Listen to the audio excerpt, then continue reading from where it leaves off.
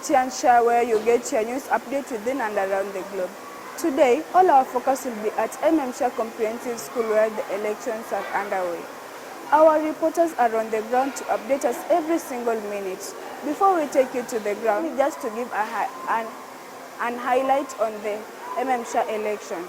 We have different positions where students are vying for, and these include Deputy President, also known as the Chairperson, Deputy President, Speaker, which is the most competitive post, CS for ICT, CS for Environment, and the CS for Health and ETC. The teachers have volunteered to play the role of the IEBC, and the scouts are on standby as security to handle any health emergency issue. The whole process is headed by the senior-most father of the school, Mr. Michael Oriedi. Remember, we will be bringing you the election news update in both Swahili and English, because SHAH is a best all-round school. With me in studio is our patron, Sir Peter Odhiambo, who will be taking us through the election process. Please introduce yourself and tell us briefly about the SHAH election process. Thank you. I'm Peter Odhiambo, the chairman of the election board in SHAH. Do you have laws or policies that guide the election process? Okay, well, we have the laws and the guidelines in the election process. Here, the election board sits and we draft the laws. First of all, it should be free and fair. And also we allow all the students plus the people to participate. It's very competitive.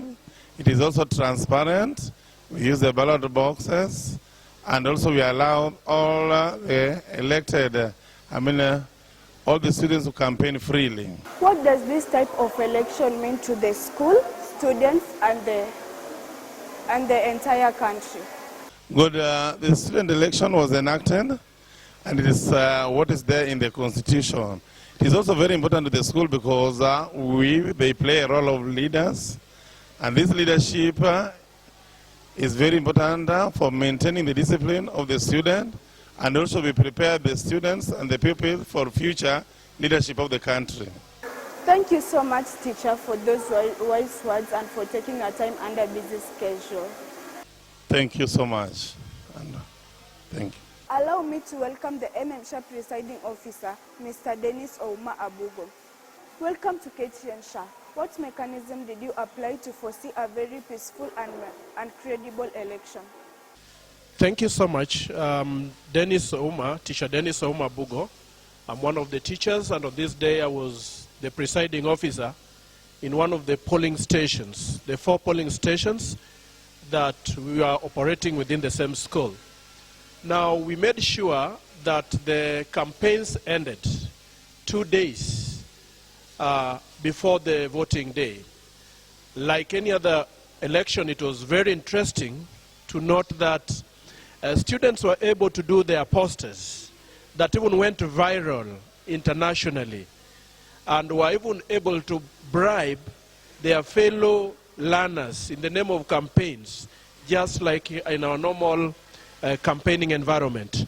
Otherwise, on this very day, the scouts, the school scouts, were able to ensure order in the queues, and they were able to enclose the polling stations to ensure that security was realized in all polling stations.